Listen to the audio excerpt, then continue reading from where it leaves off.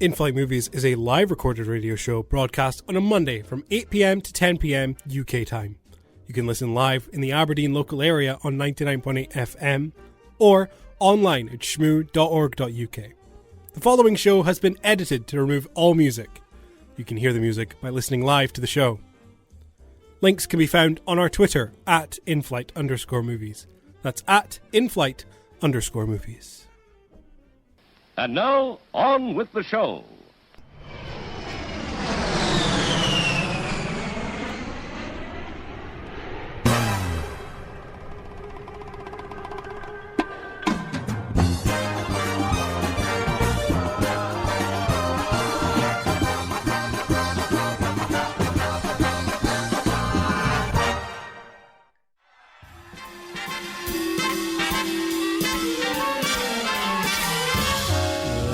Right, ladies and gentlemen, you are listening to Shmoo 99.8 FM. My name is Glen, and I'll be your captain this evening on this week's In-Flight Movies. And with me, as always, is the lovely, gorgeous Ryan Wright.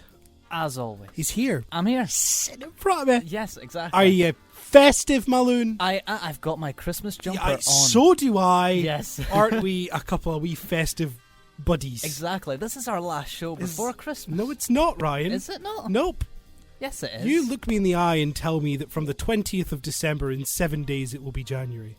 No, I said Christmas, not New Year. Shut up. I will gaslight you into believing you said New Year. Thank you very much. I'll accept my apology now. If we were getting paid for this, I'd expect a pay rise. Oh, would you now? Yes. Would you now? Go to the union and whatnot. Shut it.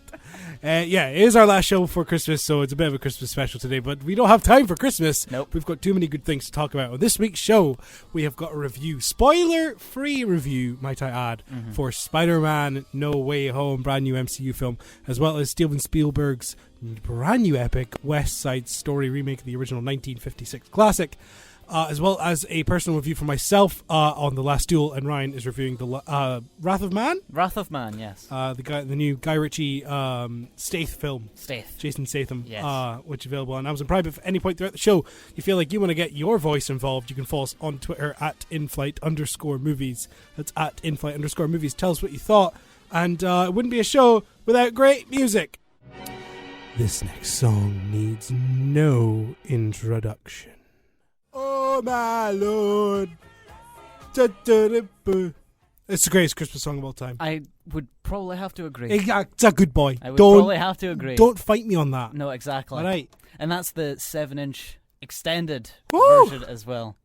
Even more Boney M. God, gotta love an extended version. Of course, we'd only ever play extended. We only ever. That's a fun fact about us. It's an unwritten rule. It's an unwritten rule. We don't play radio edits full version. Yes. Because I hate nothing more than listening to the radio and hearing half of a song. Yeah. Sometimes you get songs that are cut and cut. So they'll be cut for radio, but then they'll be cut again for even shorter radio. Like I've heard Dua Lipa songs with one verse. That is insane. One verse, two chorus, done. That's it. I'm out of here. Or one that's very, very, well, not specifically song ways, but the likes of, I remember we've heard like JLS songs and like they cut out entire rap like parts of it. I think Ollie Murs was an offender as well one time. Maybe Troublemaker. You have a troublemaker, troublemaker. We've heard Troublemaker played on the radio, and they cut out the entirety of Flow Rider. Which sucks because I know that whole part for some reason. I hate myself for that. But even though we probably wouldn't play Troublemaker on the radio, just the idea that it got cut, we don't like that. What the hell you do? No, won't remember. I'll be gone till November. You wake up again next summer. Yeah. Okay, it's enough. We're going to get a copyright strike.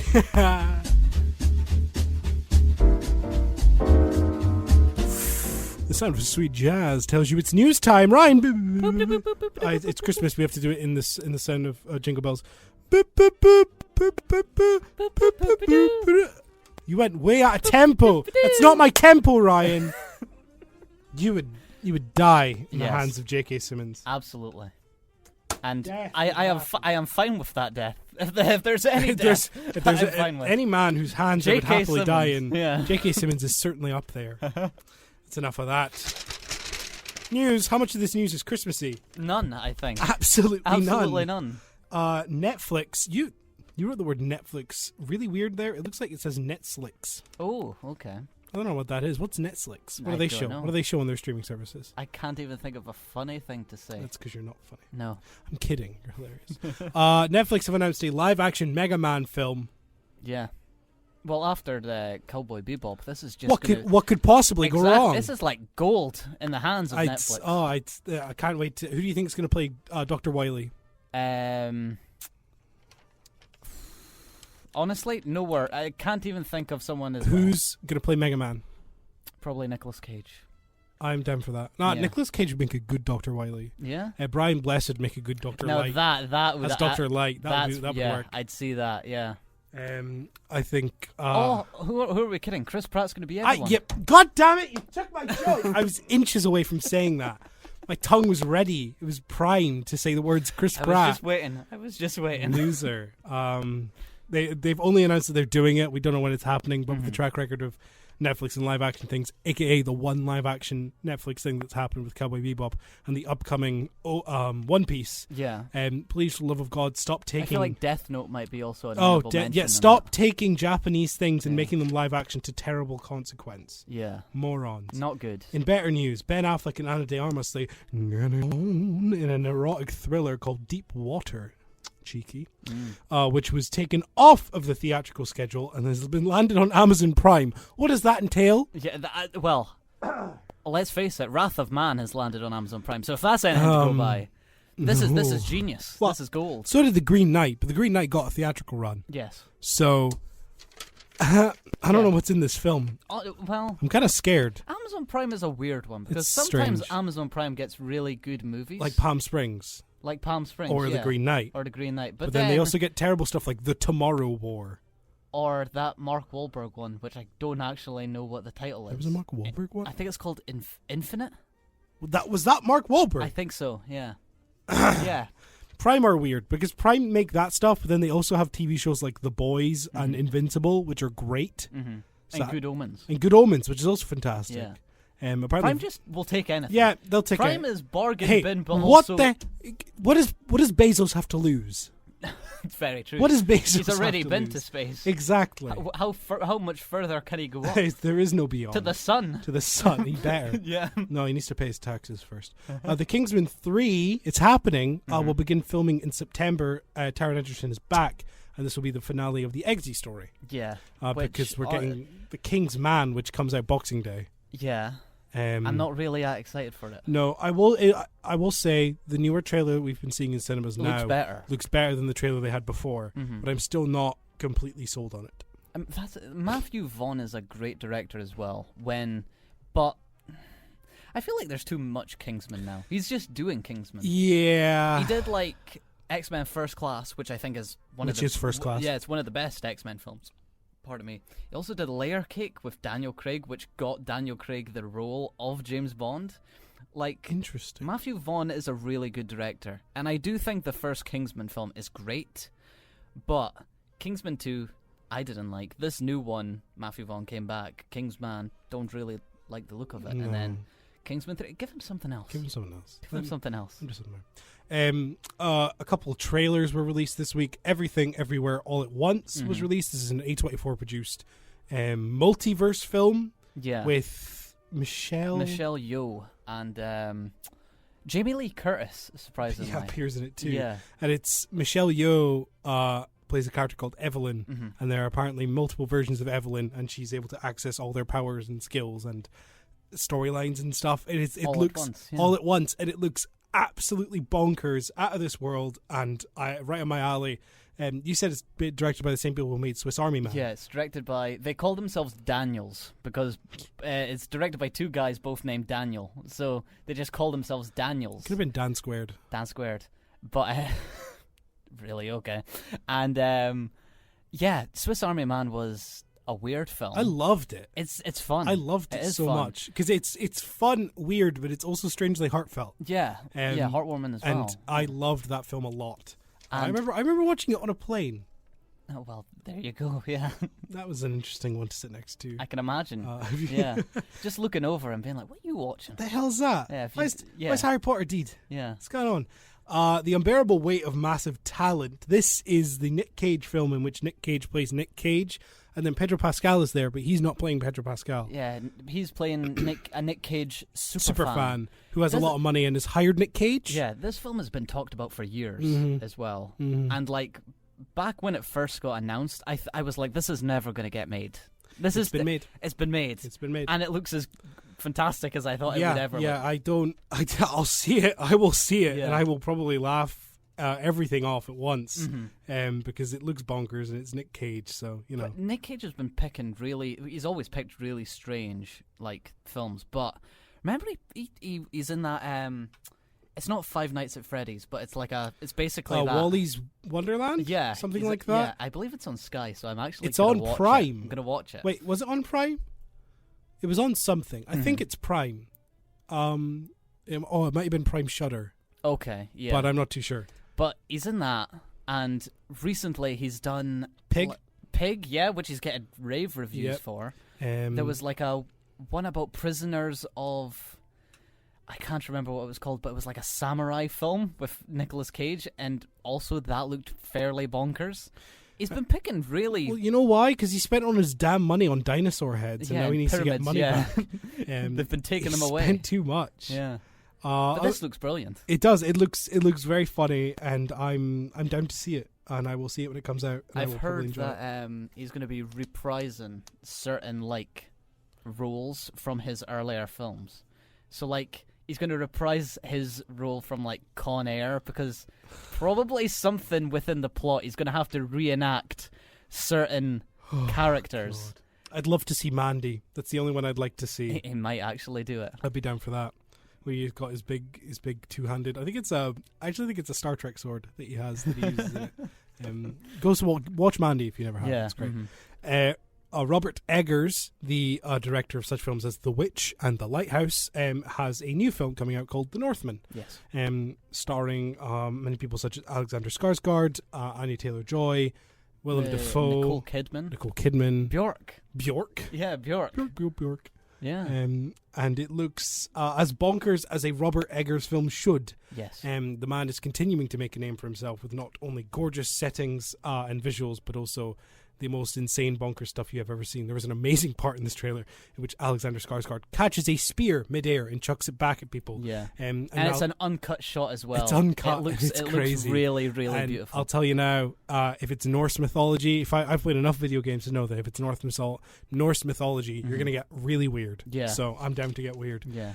And finally, Euphoria Season 2 has had its official trailer release. Yes. We had a teaser previously. This is its official trailer. Ryan, take it away. You're the Euphoria boy. Well, now, because of the trailer, I think we've finally got a few storylines that might be happening. Okay. And it looks like rules is no longer a thing. So Rue and Jules have unfortunately... I don't think they're actually a thing in this season. No!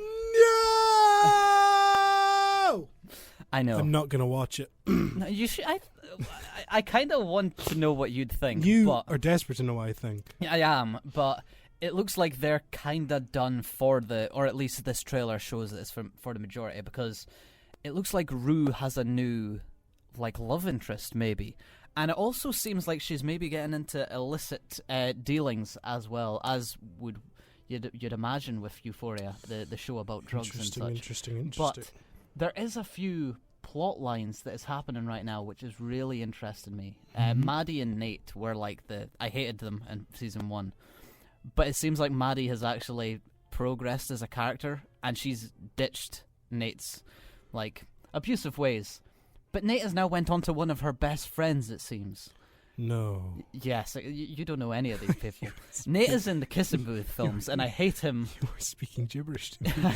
I do not know who these people are. Nate is in the Kissing Booth films, not the same character, same actor, but he's just as bad in those films. If there's one thing I love about Ryan, it's that every once in a while Ryan will find something and will begin to almost obsess about it. And we'll learn every single aspect about this thing while continuously also disliking it. Yeah. And I think that's incredible. Yeah. The fact that you're just rattling off characters' names from Euphoria after telling me that it's not that great. Well, the specials are good. The show is not that good. I can't say that it's great. Heaps of people love it, but I feel like they love it for what it represents rather than what it's bringing to the table. Well, not necessarily. I was going to say the way that it looks and such. It's a great show for like you put it on in the background and your mind just lets go, and then you're in awe of the visuals. A bit like taking drugs, maybe? Maybe. Oh, is that a similarity? Maybe. I'm such a film reviewer. But story-wise, I think it's a bit shoddy. But we'll see if the second season is any better. It looks just as good. The soundtrack's incredible as well. As always. So yeah, I'm excited. 9th of January, so it's not that long away until it actually starts. Hey, it's a day after my birthday. Yeah, so... You're going to have 2 great days in a row. I know. Fast and Furious 10. Yes. Delayed. Oh my god. To May. Kill me now. To May. 2023. Yes. A whole year and a half I have to wait for Fast 10. Which I believe is part 1 of the final, the final story. drive. Yeah, the storyline. One last drive. Yeah, which I'm pretty sure 7's tagline was one last ride. Well, So this is just one last ride, parentheses. This is like a footnote, part of the one last ride. Mm-hmm. Well, me and Ryan were discussing what we thought the potential titles for this film is, because it's always fun to imagine what the tagline, if you will, or sideline of the film will be. Of course, we had such great titles as let's set it up. Rattle them off, buddy. Rattle them off. Because Fast 5 introduced the idea that they're now just called Fast, whatever number they are. So we're like Fast 10. But if you say Fast 10 fast enough, Fast 10, fasten. FasTen your seatbelts. FasTen your seatbelts. Oh, hire us, Universal. Come on. You're not ready for that. You think that's a bit shoddy? Wait till you hear this one. Furious. But the I and the O are a 10. Oh my god. Beautiful. Oh! Hire us. That's all you need. We're available. All you need. We're begging for it. And then the last one we thought of was... We love Roman numerals, but I don't think Vin Diesel has found them yet. Vin Diesel can't work with Roman numerals. He says, why the letters, but they're also numbers. That's a good Vin Diesel. Is it? No. But, yeah, he's finally found Roman numerals, let's say. X is the Roman numeral for 10, and we always love the letter X. I swear one of the Riddick films had a Roman numeral in it. Really? Because there's only been 3. So I feel like Vin Diesel's jumped the boat if he's named one of them. Looking at his IMDb right now to see. Anyway, Fast X Furious, because it's 10, but then X also means multiply Fast by Furious. No. What? Vin Diesel was in a film in 2002. Oh, Triple X. Did that sound for 30 or dirty? Who knows? Oh, that was good. That was good. The Return of Xander Cage. I think that was the third one. The Legacy of Xander Cage. Okay, looking here at his Vin Diesel's filmography. You're like, this is hit after hit after hit. Vin Diesel. Oh, fun fact I discovered that I think I told you. Vin Diesel plays D&D. Yes. I didn't know this. Mm-hmm. And the film The Last Witch Hunter was based on one of his old D&D characters. When are we getting The Last Witch Hunter 2? When he plays another campaign with his buddies. yeah. He has to make up the story first. He has to He hasn't finished writing it. Okay, so funnily enough, Vin Diesel has never starred in a film with Roman numerals in it. And I don't... No! I lied! The game Ark. The game Ark Survival. Oh, okay, yeah. The second Ark game is called Ark 2, and the 2 is Roman numerals. Oh, the 2 is Roman numerals. I lied to your face, and then I shattered Technically not it. a movie. I shattered it. Vin Diesel could have just been in and worked his magic. He thought he was recording lines for Guardians, and they've just repurposed them. That's what that is. I wonder how much has Vin Diesel gotten paid for these Guardians films when they've just reused his voice lines and pitched them. Yeah. God. Funny. Anyway, FasTen. FasTen your seatbelts. FasTen. We'll call it that. For May 2023. If they do not name it anything else, we will forever know FasTen. Is this another Brad Astra? Brad Astra, yeah. This is hashtag FasTen your seatbelts. Okay, get it started. Beautiful. Hashtag it. Tweet it. Tweet it right now. Go on it. While I talk about concept art for Avatar 2. Hey. James Cameron says it's done. Really? Yeah. How many years has it been? 10? In the can, finally. Has it been It's been over 10 years. 12? 2009. Avatar was 2000, from what I remember. It was a long time ago, How? Glenn. I was a child. He's made like 6 and none of them are out. What is he doing? There was an interview that he had in which there was a small wee snippet that I saw in which it said something like, we filmed up to like Avatar 4 because there's a specific time jump on page 45 in which I need the actors to age like 10 years. What? What if it flops? What if Avatar 2 comes out and it's terrible? It's not going to. 0 out of 10 across it. Are you kidding? Disney are losing money every second James Cameron is alive making these films. They are going to hold him at gunpoint at some point. The mouse will pull out a Glock and tell him, release it.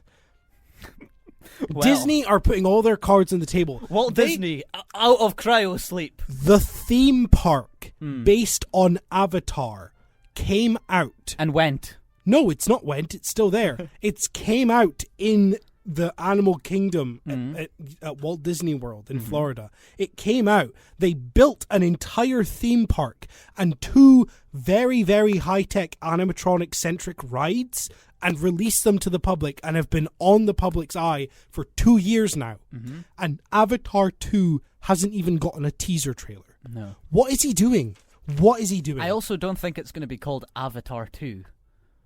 Avatar. Avatars. Avatar. Yeah. You think they're going aliens? Probably, yeah. He's just going to take that. All of the alien films and their subtitles, he's just going to repurpose them for the Avatar films. So I'm Avatar cubed. Personally, I'm looking forward to Avatar Covenant. Yes, of course. I think that'll be great. The official Uncharted poster was released. It's atrocious. Moving on. Denis Villeneuve is set to direct Rendezvous with Rama, story by Arthur C. Clarke, who wrote 2001: Space Odyssey. Yeah. Very interesting. This is interesting. Denis will make that fantastic, and it'll probably win an Oscar. Exactly. Yeah. Bets on that now. M. Night Shyamalan, he's going crazy. He's done The Beach that makes you old. He's done the trilogy of comic book films that absolutely crumbled like glass. How dare you? How dare you? I will tell you now, Glass was bad. Glass is a great film. Enough talking. Stop it. Enough talking. I wrote a university essay. Really? Yeah. Can you give it to me to read? Yeah. And I'll wipe my butt with it. He's making his next film one continuous take. Yes. He's doing a 1917. Yes. He's doing a Birdman. He's doing a Birdman. With the Batista, of all people. Yeah. Is it going to bomb? Oh. Spider-Man has earned $587 million over the weekend. Speaking of bombs. This didn't. Making it the 3rd highest of all time for an opening worldwide. Yes. Domestically is the 2nd highest opening in the world. In the US, earning $260 million. Yes. Bonkers. That is bonkers. That is especially crazy. when we're still in the COVID era. Yeah, which makes me think if it wasn't COVID, how much bigger it would be. Yeah, maybe, actually, now that you say that, yeah. Probably. Insane. Absolutely insane. We'll be getting to talk about Spider-Man in the second hour of the show. And for your final piece of news, President Obama, who knows what his last name is, has released his movies of the year. Do you have the list in front of you? No, I do not. Why would you put the news in front of me? Tell me that he has a film of the year list and not put it anywhere in front of me. I'm now going to have to Google. Well, I honestly thought that it would be up. Of the year, yes, 2021. I believe I remember what the first one was, because it's a film that actually has been getting a lot of good reviews, but we missed it. It was at Belmont a few weeks ago. Drive My Car. We need to see Drive My Car, man. It's everything I've heard about it is just looking incredible. A majority of these we've seen. That's some of these I've not even heard of. Okay, hit me with them. So 10 to 1. Drive My Car. Okay. Sorry, you went 10 to 1. Sure, we've spoiled the first one, but let's figure out. Crap. Number 10, The Tragedy of Macbeth. Oh, okay. Which isn't even out yet. Belmont are getting it after New Year, I believe. Lovely. So we'll see it and never will. The Last Duel is on his list. I'll be talking about that very soon. Old Henry Old Henry. I put my arms up and shrug them. Yeah, I don't know that one. The Worst Person in the World. Oh, yeah. Mm-hmm. What's that one? I believe it's a Danish film, maybe.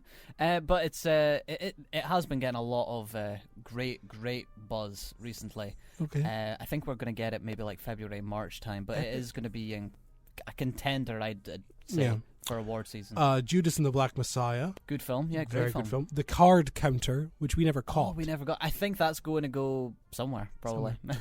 Passing. Oh, yeah, it's on Netflix. Oh, it's on Netflix. Yeah, interesting. We'll get to that, interesting. Yeah. Pig, which we mentioned, Mm-hmm. one of the Nicolas Cage film. Mm-hmm. The Power of the Dog, which we reviewed last week. Very good film. West Side Story, which we're reviewing in the second half of the show. Okay. Summer of Soul, which is available on yeah. Disney Plus to watch. Is that the Questlove? Did he direct it or produce it? Questlove did something with it, yes. Yeah. And Drive My Car is his number one film of the year, which I think is very interesting. That is a good list. I like that Obama has done this. He's done this for years now. Yeah. And I like that he's just like, I will release a list. And he has done. You just watch his films. He just watches film. He's like us. What else has he done? He's relatable. Oh, apparently his list also includes Come On, Come On. Okay, honourable mentions. Oh, and is it Covidas Adia? I have no idea what you just said there. Covida Adia. Okay. Stop. I can't even picture the words in my head with what you're saying. Hang on, wait. Hang on and wait. Hang on and wait. I think he also does a TV show list of the year, like TV shows that he's loved. It's a Netflix film. Okay. I've never heard of it. Is it new? No. No? It's Latin, apparently. Oh. And this is how you say it. Qual vai de saída? Okay. Qual vai de saída. And it says, where are you going, Adia? Okay. Well then. Qual vai de saída? Thank you, Qual- Google man. Qual vai de saída? Where are you going, Ida? Okay. Where are you going, Ida? And it is a Netflix film that you can watch now. It's a war drama, apparently. Okay. It's got bloody good reviews. Well then. Thank you, Barack. America's on fire right now. Enough. What was that? That was an advert for Doc Martens on The Independent. That's what that was. You could. What? It says something like the world is on I fire. think that was Mahershala. Oh, okay. I could be wrong. It looked like Mahershala for a split second The there. world is on fire right now. The world is on fire right now. That's why was you it. need a pair of Doc Martens. Yeah, stamp out that fire. Other shoe brands. Yeah.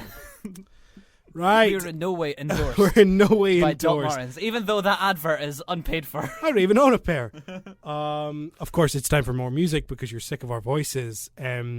This is one of the other Christmas songs I would consider to be one of the better ones. This being Christmas Wrapping by the Waitresses. Of course. This is the original version. I heard it covered today by the Yes. Spice Girls, which was Interesting. very interesting. So, yeah, enjoy this. We'll catch you in a bit for some reviews of The Last Duel, Wrath of Man. Wrath of Man, and the next hour. This is In-Flight Movies on Shmoon 99.8 FM. On a percentage, how much of that song do you know off by heart? Percentage wise, probably 0.3. So you only know The You Cranberries. forgot Cranberries too? Yeah, obviously. That's the only part because it Well, hits you so much because how could you forget Cranberries? How could you forget How Cranberries? could you I forget like to beat an old lady with a stick to get these Cranberries. I am also a fan of Sunburn in the Third Degree. Oh yes, yes. Play on words, beautiful. And also Bah Humbug, which is the opening line. And that's it. And that's it. That's it. One of the best. One of the best. Now it's time for two very quick reviews. Yes. 5 minutes on the clock. Ryan, give us your 5 minute review of The Wrath of Man. Okay, so Wrath of Man is the brand new Guy Ritchie thriller film that's based on, I believe it's a French film called Le Convoyeur. But technically, well, it's called Cash Truck over here, so that's how impressive we are with renaming Cash films. Truck. Cash Truck. What a name. Yeah, but brand new thriller, and honestly, it's kind of like unlike anything Guy Ritchie has made before. The Guy Ritchie known You mean for it's good? You got him. I'm kidding. You got it. I'm You kidding. liked Aladdin. I did like a lad. Oh, crap. Damn it. But yeah, Guy Ritchie, very known for his like playful and, you know, cockney gangster films. Cue. A bit of a laugh. Bit of a laugh. And Jason Statham's in this one as well. So you're thinking, this is going to be a bit of a laugh. But no, this is very, very, like, not depressing, Straight but like edge. dark and Broody. gritty. Broody is, yeah, sure. That's a perfect word to describe it. But what he is able to do as a director is kind of mismatched with what he tries in this film, I feel. Okay. We follow Jason Statham as a guy named H. And no, it's not about steps, unfortunately. They don't even make an appearance. What? Exactly. But H, he's a mysterious man who doesn't really talk that much. And he gets this new job working with cash trucks. And as the film goes along, you eventually find out the plot of the film. And that's just... Of course. Yeah, exactly. Guy Ritchie plays about with time here like it's going out of fashion. There's about 4 different times in which in big bold letters it would say 3 months earlier, 3 months later, 2 days earlier. It keeps going back and forth. It doesn't get it's not like a joke in SpongeBob. No. It's like 2 hours later. No. This is fully serious, which is why I'm thinking Guy Ritchie, known for his like fun and not even vibrant, but kinetic way of directing these Cockney films. That would have made sense as jokes if this was a funny film. Yeah. It's not though. And because this is based on a French film, I'm wondering if this remake was more along the lines of something that Taylor Sheridan had made, for instance. He directed Wind River and wrote both Sicario films.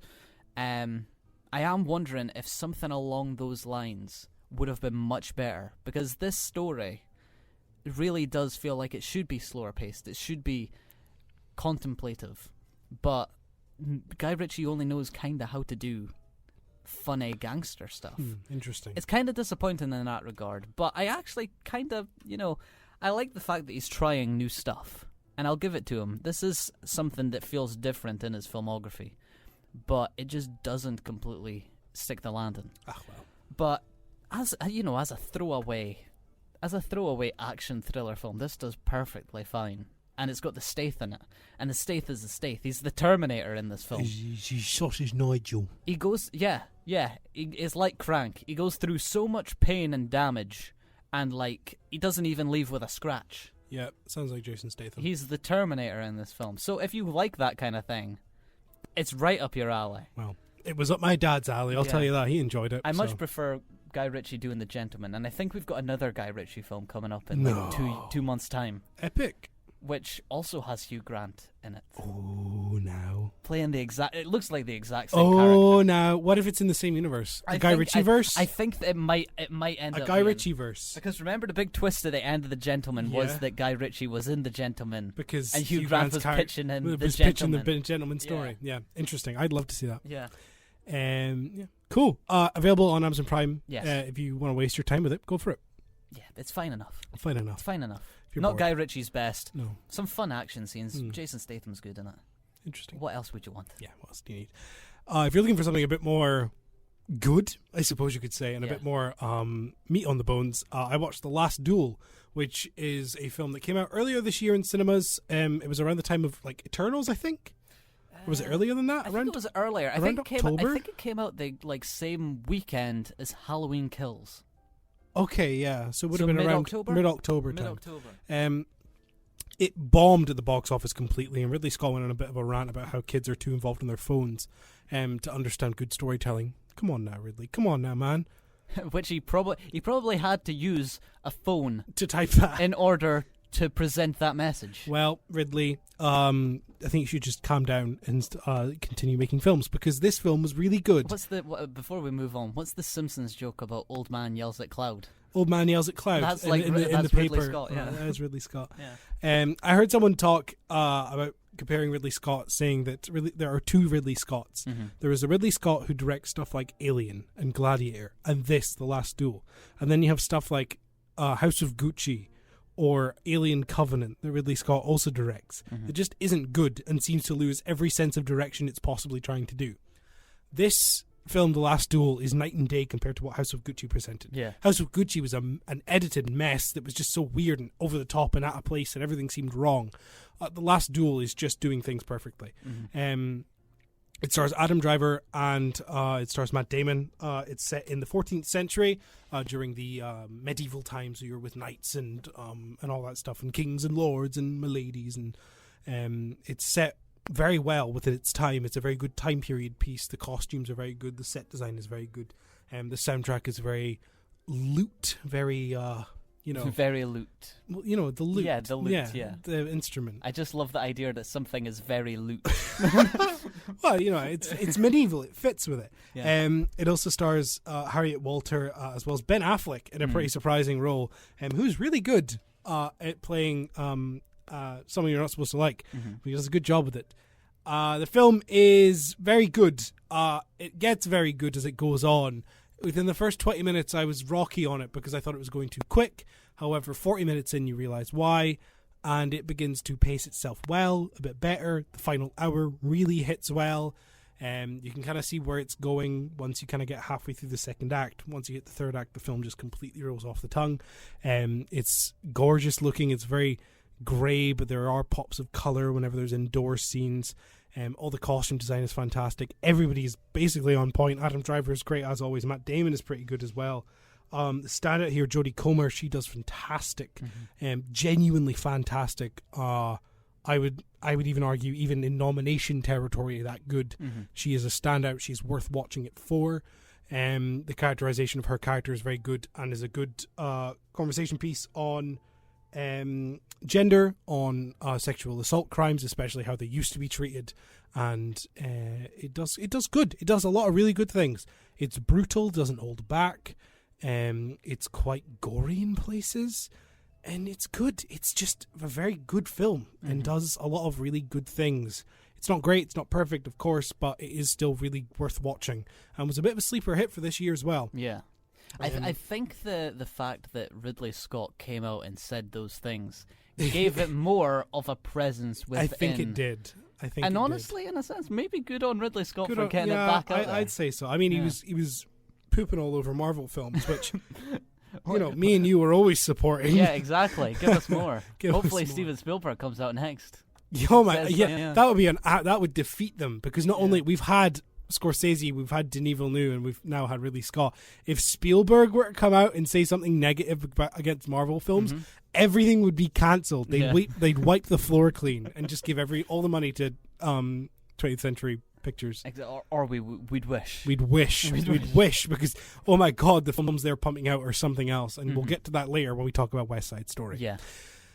But West Side Story will come in the second half of the show. This is In-Flight Movies on Shmoona 9.8 FM. We're about to play our last song of this hour and play the news, and when we come back we'll play another song, and then we'll get into reviewing Spider-Man No Way Home. Spoiler free as we can possibly make it. Yes. There'll be a lot of we will be walking on eggshells. Gestures. We will be walking on eggshells, and it'll be quite a difficult task to have a conversation about this film and not spoil anything. However, we will try our best, and we will hopefully see you very soon. To play us out, it's the one and only Dode. It's Dode himself. It's Dode himself. It's George Michael with Andrew Ridgeley.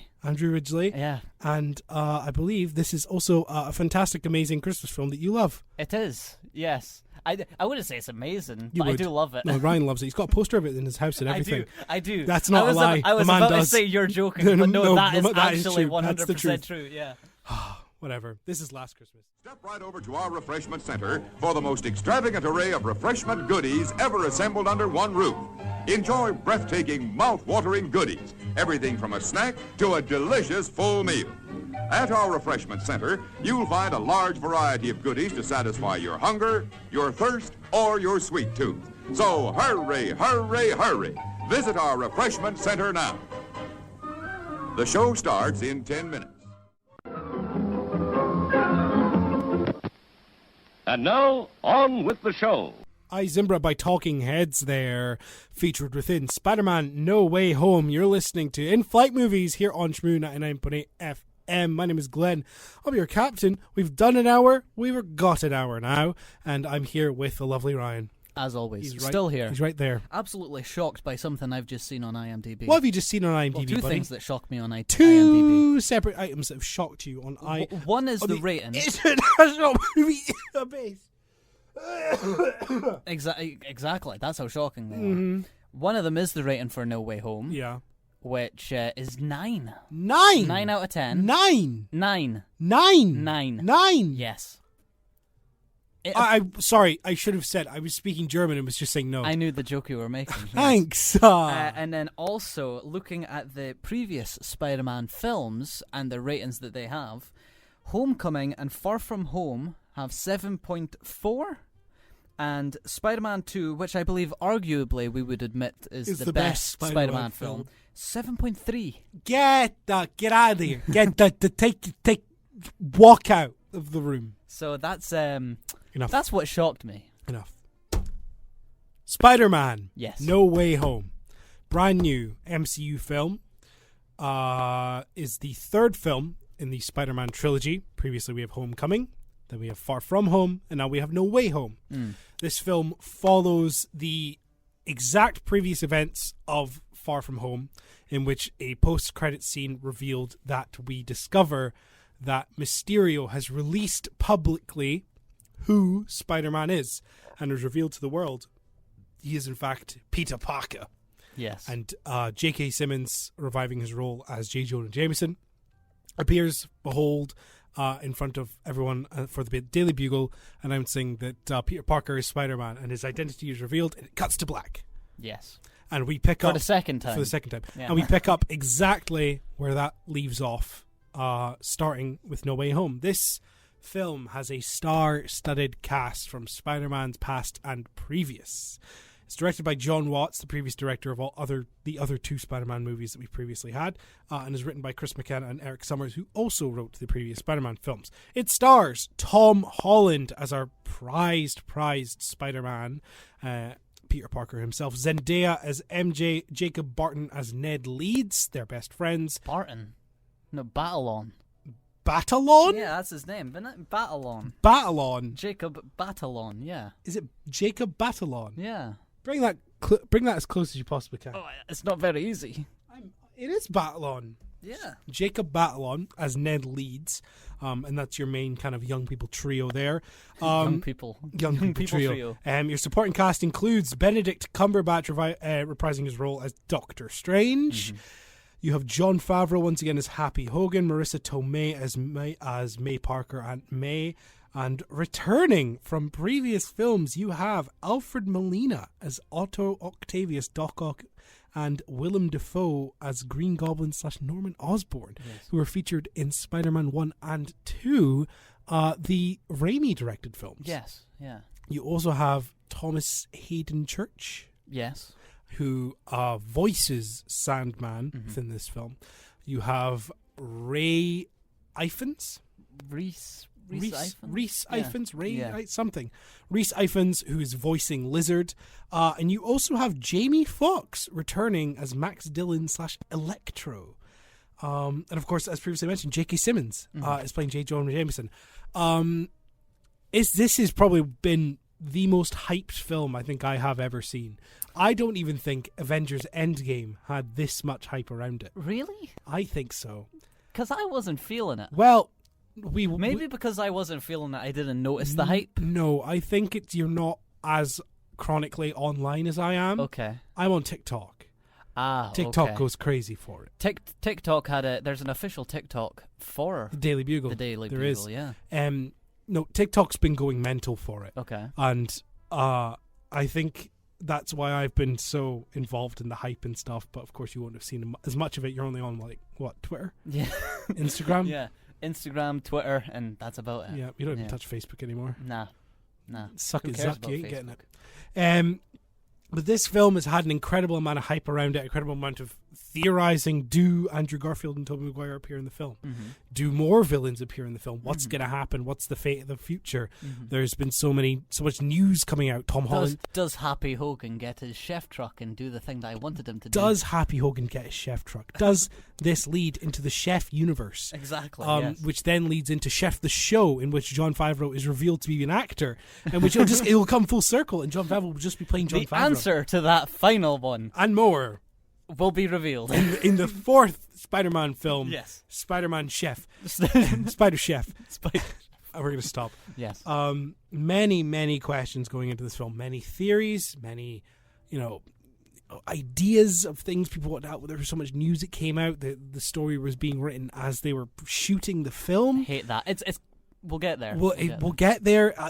Tom Holland says he doesn't want to do much acting anymore. Where are they going to go from here? They announced prior to the film coming out that Tom Holland was signed on to do 3 more. But they previously said this is the end of the trilogy. So there's so much we don't know about this. And there's so much we literally can't say. Yeah. Because it would spoil everything. And we don't want to spoil it. We want you to go and see this desperately so you can maybe understand why people are saying what they're saying about this film. Yeah.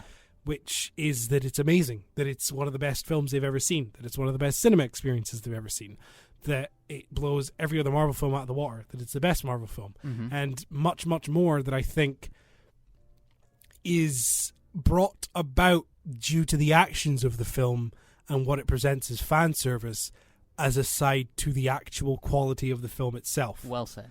Which is an argument that not only myself, as someone who is, bit of an artsy fartsy cap here for a second, but as someone who does enjoy films and appreciates films for their art form that they are, and appreciates film in a critical sense and in a critical form, I think it's important that not only us as critics of these films, try and take that into account. I think fans are also clicking onto that. I had a friend at work I was talking to about it, and I mentioned, is the film actually good, or are we just all blinded by the fan service? And he thought, you know what, I was thinking the same thing. So it's not just us. It is normal moviegoers who are thinking the same thing. I'm glad to hear that. And, are they going to click, or are they just going to continue to say this is a 10 out of 10 and bomb it with 10 out of 10 reviews like IMDb is getting? Yeah. It's also, I believe, this was the one that got me. Letterboxd, they have their list, which is the top 100 or so narrative films on Letterboxd, and it always gets constantly updated. But if you go onto one of the film's individual pages, let's say The Godfather, for example, no, actually, I think Parasite may be the number 1 highly rated narrative film. On Parasite's page, it has a little crown, and then it says what number it is on the list of 100 top narrative films. Okay. This new Spider-Man film has got into number 31, I believe. It's gotten to number, I think, 12 on the IMDb top 250. It's sitting above stuff like... well, anything, really. Anything, yeah. Just about anything. Mm-hmm. Now, let's get into the actual film itself. We saw it on Wednesday last week. Opening day. Yeah. Down at the beach. Our screen was absolutely packed, absolutely jammed. The busiest screen I've seen this year. Yes. For any film, more so than stuff like Bond, which was a midnight screening and everything. The cinema experience itself, I will admit, was fantastic watching this film. It's the most lively I've ever heard a crowd be next to watching The Room. Yeah. It's one of the best cinematic experiences. One of the best cinema. We recently saw The Matrix in IMAX, which we're going to speak about next week as we have a bit of a Matrix special going on.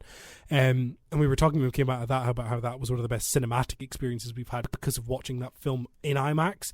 This was more so because of the collective community surrounding the film. Yes. Because everybody in that screen wanted the same things, and when they happened, or when they, stuff happened on the screen, people were so reactive to that, and everyone was so collectively reactive that it just made such noise. People clapped, cheered, people were crying. It was a ride for all of us, and it felt like a collective. It's like those fake edits that you get that you see on social media or YouTube and such, in which it says, The Phantom Menace fan reaction trailer from 1998 or something like that, and then it's basically most of them are fake reaction of audience clapping, yelling, cheering.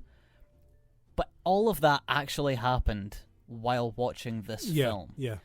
And it's something that's only ever happened for Endgame, but in Endgame it's only been briefly. For instance, these kind of things never even happened for Star Wars. No, they didn't. And I feel like Force Awakens very much... this new Spider-Man film, No Way Home and Force Awakens, share directorial... similarities. Yes, there is certain similarities with how certain things I would even happen. argue Ghostbusters Afterlife. Yes, absolutely. And the likes of stuff like Ready Player One are almost doing the same thing. There's moments that I'm not a fan of in a directorial sense, in which it's the stop for applause, and it happens often in these nostalgia-driven things, in which something will appear, or something will be said, something will be communicated, and then there's a hold for pause. Yeah. And that's when the audience are like clapping. It's like it's done. a pantomime. Well or something. done. And then the film continues. Yeah. I hate it because when you rewatch Force Awakens, and Harrison Ford comes on to the Millennium Falcon, and he just stands there for 2 seconds. Chewie, we're home, and then they just kind of stand. They just stand there, with their blasters in hand. It is, and you're like, okay, it's a bit awkward. It's a bit awkward. But there's certain moments like that within this film well. There are. The film itself, I think, is inherently messy. I think there's no doubt about that. But there's so much happening that it kind of distracts you from it. And I really think that having seen this film once means I cannot give you a proper idea of what I think of it. Multiple viewings will definitely need to happen. The cracks that might be here. This is not something like Black Widow. This is not something like Far From Home. I've seen Far From Home twice, and I know that it's not that good. I've seen Black Widow once, and I know it's not that good. I've seen Spider-Man No Way Home, and I loved it, but I don't know what to think. Yeah. Because I'm so blinded by what happens in the film that I just don't know where to go. This is the one true example of Marvel's filmmaking, which I actually would say is exactly what Ridley Scott and everyone is saying. It's exactly what they're saying. It is the prime example. You look at the box office just now, and you see what films like House of Gucci, West Side Story, Clifford the Big Red Dog are earning in screens right now. It's pennies. Because everybody is going to see Spider-Man No Way Home. The state that people are leaving theaters in, the treatment of cinema staff workers, it is an amusement park. People are paying to be amused by this film because it's Marvel. People are clapping, cheering. It's like a roller coaster. It's a roller coaster. Yes. And we ride it and we say it's good. Are we part of the problem? Nah, it's inescapable now. Yeah. You can't. If I boycott Marvel now, what's the point? Yeah. I like it. I enjoy it. It's a terrible habit. It's fun. It's the fact that we can say, when we watch the likes of Black Widow and we're like, sure, there was some fun in it, but it's not a good film. Yeah. We didn't think it was a good film, at least. We can tell that is not filmmaking. This is the one film, Spider-Man No Way Home, in which, like you said, I can't tell right now. I can't tell right now. It's too hard to say. But when Scorsese came out and said that Marvel films were nothing more than a factory that produces amusement parks, I agree. I completely agree. 100%. And No Way Home proves that, because this is the most, this film could literally be a blank screen aside from a few parts, and people would still be having the same reactions because they're so blind to what's going on in the actual film. The filmmaking itself doesn't care. Their art form is not there anymore. It's just, look at these things. And everyone goes, oh, it's those things from that thing. Yeah. Oh, and they all freak out about it and clap and cheer and laugh and give it a 10 out of 10 on every other site they know. Because when you take away... Well, let's be fair. The narrative of this film is very much the idea of, Force Awakens and stuff, in which it is nostalgia driven. We have Doc Ock coming back, we have Green Goblin coming back, Electro, it's Lizard, Sandman, it's the idea of, oh, isn't this fun? And it is fun, but when you take away the nostalgia idea of the narrative, what you're left with is it is a Spider-Man story. That is one thing I'll give it credit for. Far From Home and Homecoming, while they may be Spider-Man films, I don't think they lean heavily enough into Spider-Man as a character's inner turmoil. When those films were coming out, people were saying, "Oh, Tom Holland's good and all, but he's just Iron Man Jr." Yeah, it feels like that. This film does feel Spider-Man. The main the main problem in the film for Spider-Man to overcome within the narrative is his fight to get into college. Yeah. And I kind of love the idea that something so simple as that, because that is a Spider-Man That is a story. Spider-Man story. That It is a Spider-Man story. You need simple... Like, in the first film, it was going on a date for the prom. Yes. And in Far From Home, it was going on vacation. Mm-hmm. And then it just happens that there are Spider-Man things that happen around this story that lead to him doing these different things. This film has redeemed Tom Holland in my eyes. I wasn't big on Tom Holland as Spider-Man. Didn't really like him that much. This film has brought him into new territory because they finally kind of completed his origin story. Yes. They essentially stretched out what should be one film into 3 and put in other little bits there to fill up the blocks that are enjoyable but obviously don't really need to be there. And created an origin story that has led so far along that now the ending is both a closed and open book at the same time. Yes. Of course, you'll have to see it to understand what I mean. But there are moments in here in which he shows an emotional depth and I would say even an anger within Peter Parker and Spider-Man that he hasn't shown before. And I did think those moments were the strongest that he's been. They were. Tom Holland is very good in this. Same with Zendaya. I was very impressed with the amount that she gets as Mary, well, not Mary Jane, MJ. MJ, and I will also give credit to Willem Dafoe. Willem Dafoe has never phoned in anything in his life and never will. The man is, 61? Oh, he's a fair age, He did all his own stunts. Yeah, love it. Absolutely in bonkers. The man is crazy and I love it. I love that he's crazy and I love that he does that. But he's reprising a role that, well, I guess he showed up in Sam Raimi's Spider-Man 2 and was he in 3? Maybe briefly. But they're only cameos, I would say. But he's reprising a role that he last played like 20 years ago, near enough 20 years ago. And honestly, he is just as good, if not better, I would say. Yeah. This is Willem Dafoe as Green Goblin here is one of the most interesting and most exciting Spider-Man villains we've seen on screen for a very long time. I think what's great about it is that he's gotten 2 films. Yes. Willem Dafoe deserved 2 films. Before seeing this one, I just watched the first Spider-Man before I left. I was bored. I had 2 hours to kill, so I watched the first Spider-Man again. Love it. Still amazing. Tobey Maguire's my favorite Spider-Man. And I remember watching it thinking, Willem Dafoe is so good. And I hope that he's good in this as well. And he is. Standout. Really good. Standout villain. Which is great because they push him at the forefront, which is what you need to happen in this film, especially with Willem Dafoe. Yes. And it's a very interesting role they do with him. And he loves playing it too. He loves the Jekyll and Hyde aspect of it. And it is done so well. Because that's another thing, the idea of the Jekyll and Hyde. We've seen it in the original Spider-Man film way back when. But as you said, that is how Willem Dafoe plays the character. This isn't just Green Goblin. It's not as simple as saying, oh, well, Willem Dafoe is now playing the villain of Green Goblin. No, Willem Dafoe takes this character and he's like, okay, how can I inject some actual character into it? There is Norman Osborn and then there is Green Goblin. Yeah. He is simultaneously playing 2 characters in a Jekyll and Hyde, and it is done very well. And the film doesn't push that away to the side like the first Spider-Man kind of did. It instead embraces that completely and is fully like, this is great. We love this. We're going to go for that. Another villain that's returning that we've mentioned is Jamie Foxx, and Jamie Foxx is really good in this. Good. From really a quite, I wouldn't even. He's not terrible in Amazing Spider-Man 2. He's not. He's not great. No. Mark Webb didn't use Jamie Foxx the way you should be using Jamie Foxx in a film. John Watts used Jamie Foxx in a way you should be using Jamie Foxx, especially as a villain like Electro.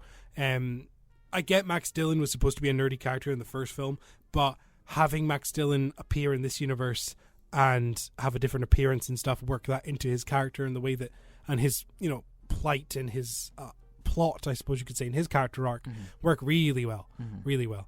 Of course, Doc Ock, Alfred Molina is also great, but Alfred Molina as Doc Ock was so good in Spider-Man 2 that his add-on within this is, to me, just simply more. Yeah. But it's not as if it's much better or much worse. It's just kind of the same. The same, yeah. Alfred Molina was so good as Dr. Octopus in Spider-Man 2 that I don't think you could beat that or improve upon that in any way. It is No. perfection. And I don't think they try. I think They they don't. know. I They think don't. they They know, know. how strong everyone has been previously, and they never once try to ruin or try to make more. Yeah. They just say, well, okay, let's go for this realm. And yeah, everyone is very good in the film. In saying that, of course, we mentioned the 3, Dr. Octopus, Electro, and Green Goblin. There are 2 more, Lizard and Sandman. They are there, and they are nothing more than being there, really, and a few comedic lines here and there.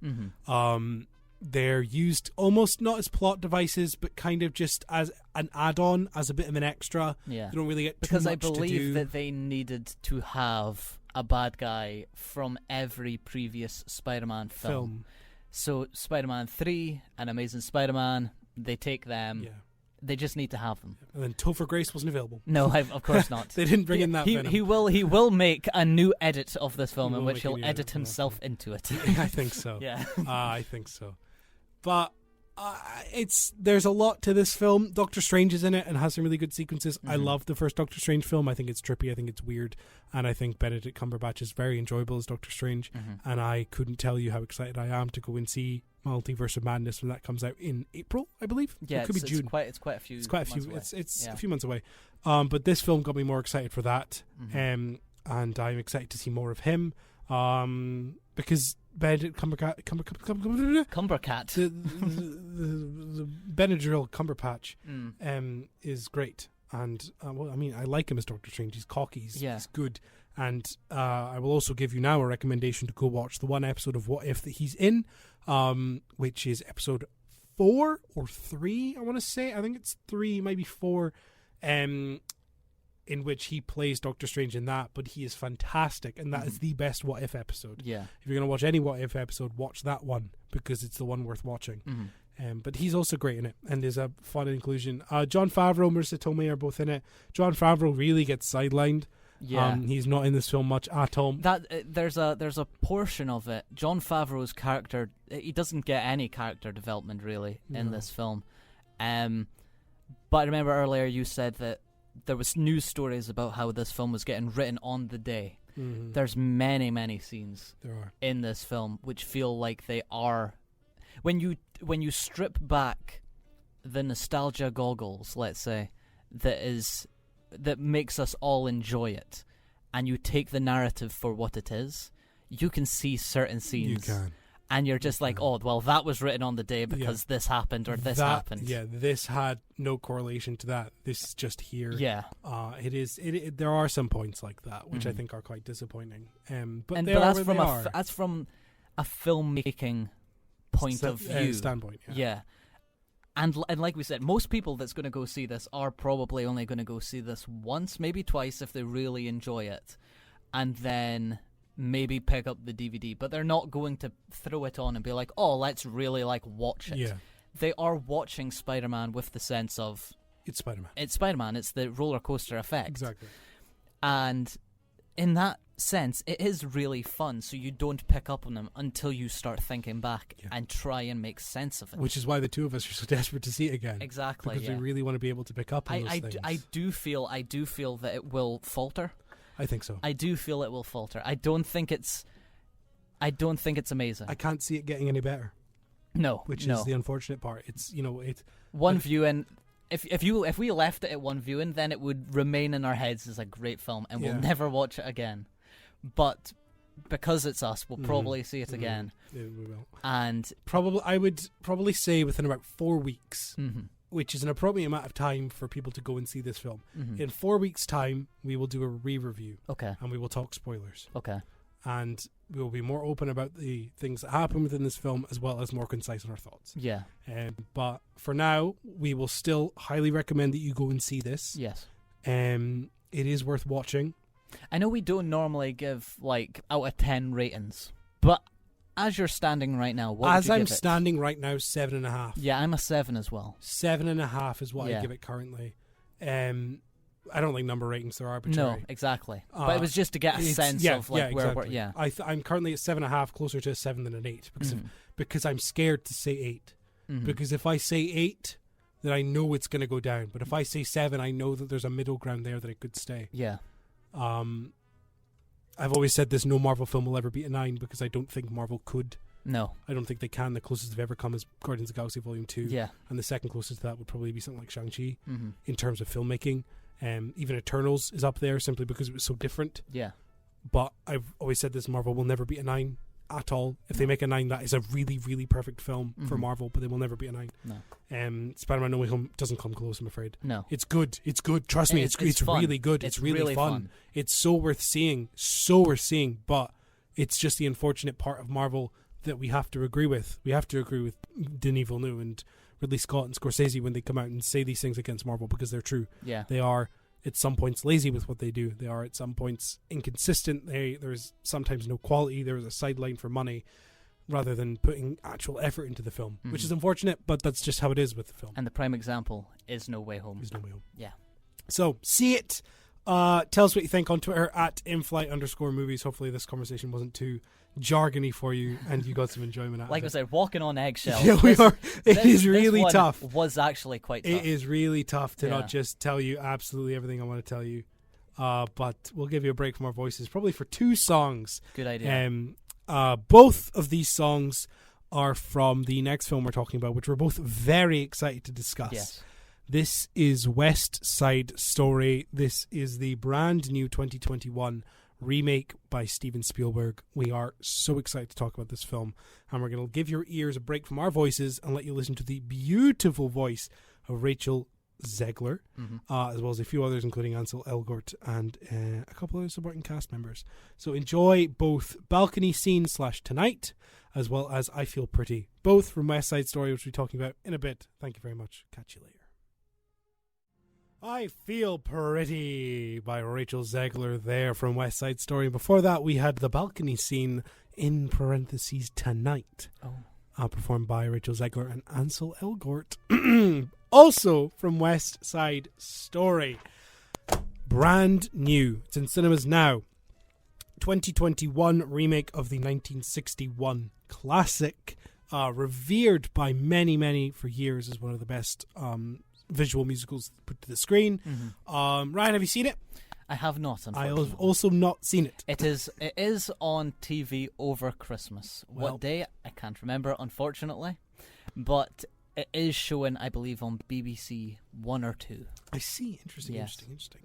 So it's available to watch. Yes. If our review and it will be on interests you. iPlayer as well. It will afterwards. be on iPlayer. If our review interests you, that's also available to watch. However, we are going to recommend this film. Absolutely. Directed by Steven Spielberg, the great, the classic. It would take me hours to list all the amazing films Steven Spielberg has worked on or made or directed or produced. The man is a machine, and he has never stopped for as long as he's been breathing. It's written by, I believe that is, I've written that terribly. Tony Kushner. Wrote the screenplay, and Arthur Lawrence wrote the original book that the film is based on. I believe that's the book that the stage play. Yeah, stage play book. You know what I mean.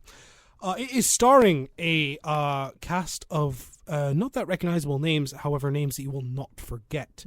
Ansel Elgort is playing Tony. Of course, we must address there is some slight controversy surrounding Ansel Elgort a few years back regarding some, I believe it's something I'd rather not mention. Yeah, icky stuff. So for the duration of this review, we'd like to preference by saying that we are separating the art from the artist here, while we are praising Ansel Elgort for his performance in this film, as it is very good, and we can't deny that the man has a great voice and does well within this film. Because of his actions, because of the allegations, it's hard to really praise him in any way. So we don't support Ansel Elgort that much. We don't support his actions. We don't think he's that great of a person.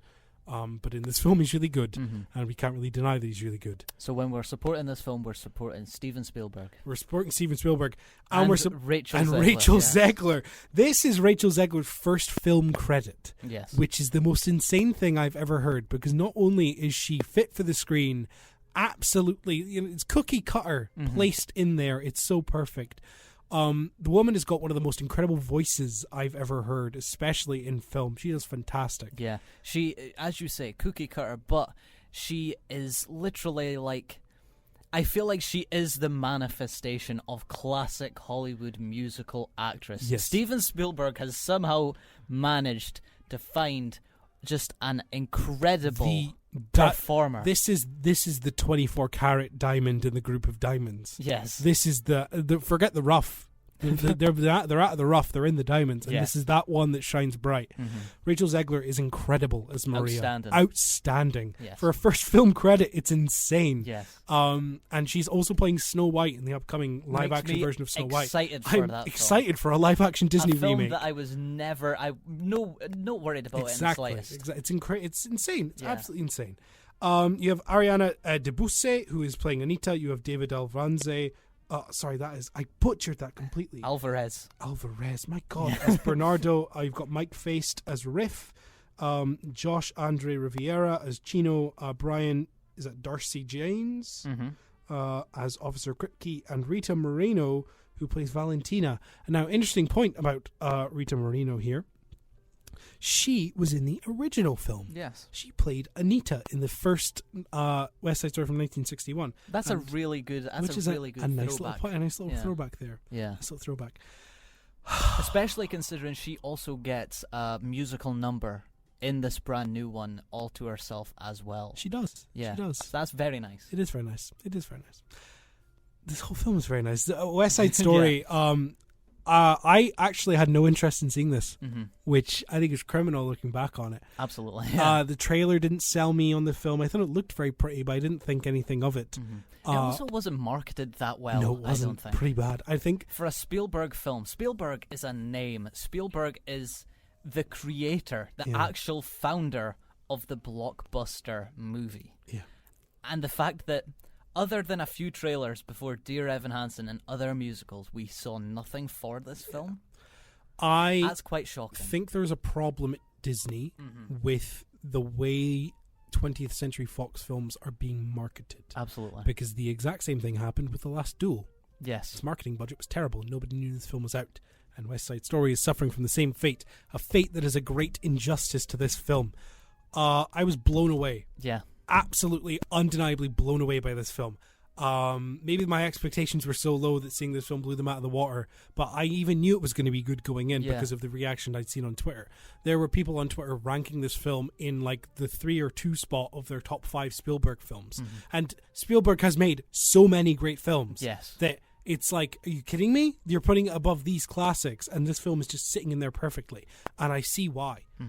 This film is amazing. Absolutely. It feels like classic Spielberg as well. So classic. This is the encapsulation of the word golden Hollywood era. Yes. It is gorgeous to look at. It is fun. It's bouncy. It's fast. It's visually stunning. I can't get over how good it looks.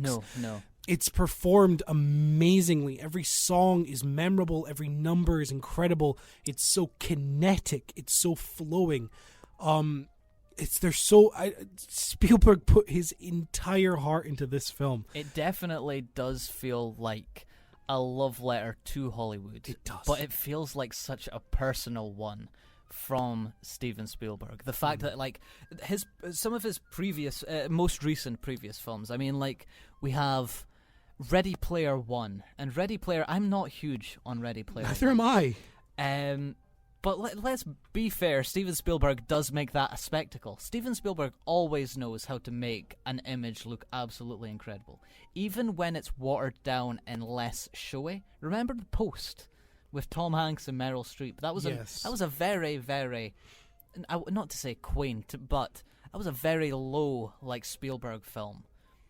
But that was also really, really well made and very cinematic. It's fun because you look at the films that Spielberg has directed, and you see the big names. You see stuff like Jaws, Close Encounters of the Third Time, Indiana Jones, E.T., all this different stuff. But there are, in recent years, he has been more of I don't want to say underground, but more of a low, head to the ground kind of thing. He's done stuff like The Terminal, The War Horse, Lincoln, Bridge of Spies, Bridge The of Post. Spies is great as well. They're all just smaller films, and I think West Side Story is almost as if, like, looking at his, looking at stuff he's directed previously to now, the last kind of big, huge film like this that I remember from seeing from Spielberg would be something like Hook or Jurassic Park from 93 and stuff. This West Side Story proves that Spielberg still has it and still makes absolutely magical and memorable, just sweeping cinematic films. And I've missed it. I've missed it so much. Missed it. This felt so brilliant. From the opening crane shot to every other scene in this film, it is perfection. Yeah. There's something about the way it's filmed. I think it is cranes. He uses cranes a lot. The set looks very nice. It's very well built. It feels classic as well. It feels classic. A complaint that I might hear from some people could be that, well, we've already had a West Side Story film and it was made in the 60s, so therefore why should we have a new West Side Story film that looks like and feels like it was made also in the 60s, but just cleaner and fresher? Yeah. But honestly, I've missed big budget musicals like this that looks that good just shown in a cinema. We've had In the Heights this year, we've had Dear Evan Hansen, and on Netflix we had Tick Tick Boom, all of which are musicals, all of which are to varying degrees of good or bad, let's say. But none of them have made me... I haven't walked away from any of them in complete awe of what someone is able to do in terms of a musical with the camera. It's funny. It's funny. We just talked about stuff like Spider-Man No Way Home and how this film's dominating at the box office because it's a nostalgia-filled film that people are paying to see as if it's an amusement ride. And then you have West Side Story, which is one of the best films I've seen this year with no marketing, but from an amazing director who has such a back catalogue that his name alone should be selling tickets. Exactly, yeah. And it's gone on completely under the radar. Nobody's seeing it, but it's incredible. The cinematography is fantastic. Oh, it's some of the best of the year. Awe-inspiring. There's shots in here which are ingrained in your brain. Beautiful. Yeah. They are up there in some of my favourite ones. There's one particular shot, which the only downside to it is that it features Ansel Elgort, right? Yeah. But there is one shot in which he just steps into a puddle, and it's a close-up bird's eye view medium that's a downward angle facing down to him, and the way that Spielberg got those lights to shimmer perfectly on that puddle is kind of like mind-blowing. Exactly, yeah. It's technically incredible. It's such an amazing period piece. Everything in this film is perfect. Every costume is colourful. Every car is colourful. Every set is unique.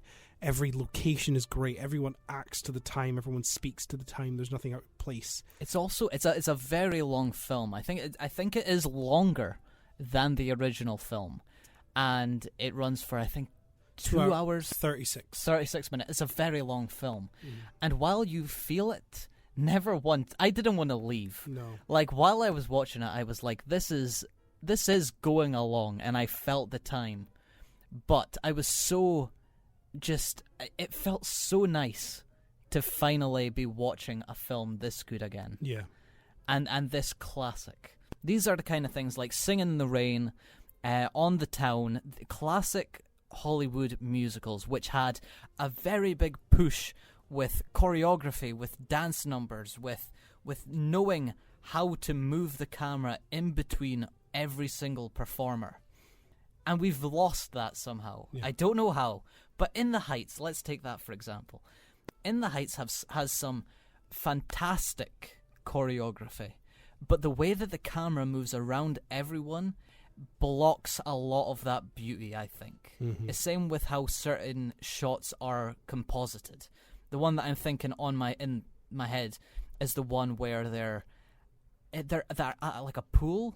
They're at the beach party and they're checking lottery numbers. Yeah, a brilliant musical sequence, but I think it's muddied by the fact that the camera just moves so quickly and doesn't allow all of the people to be actually taken on board. This film has long shots. Exactly. Shots that draw themselves out, let themselves breathe.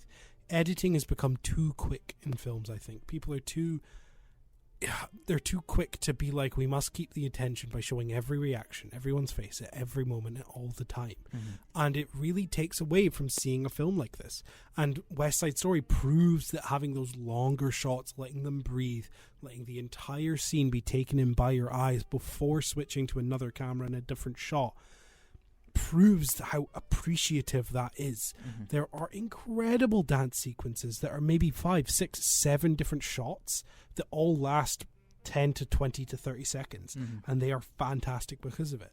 And it's great seeing all these characters and actors and performers have so much fun with what they're given as well. The dance scenes are quick, so quick. The way those people move is kind of outstanding. How a body can move that quickly. It also feels real. There's many times in which the performers dancing may not be 100% perfect, and I absolutely loved it.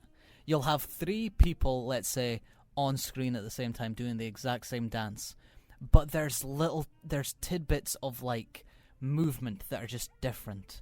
But it not only does it add so much more to each and every single character in the film, all of which are really, really investing, and like you feel for everyone in the film, but it just feels like a real musical, and I loved it for all of that.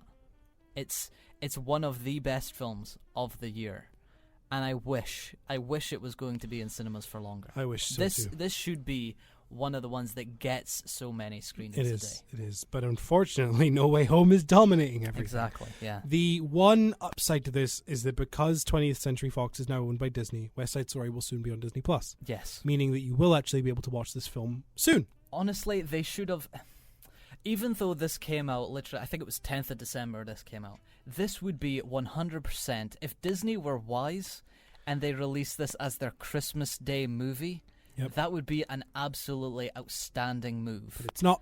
They're never going to do it. It's Encanto this year, and Encanto is released on Christmas Eve. Christmas Eve, yeah. Which is, it's not bad. It's good for the family. Absolutely. It's a Disney film, so you can't really go wrong.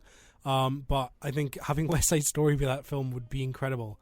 And I think they would get so much praise for that because people will be seeing it. Yeah. And when it does come on Disney Plus, you can guarantee I will be telling every soul I know, go watch this film because it's worth it. I think it's alongside the original, this is going to become a classic.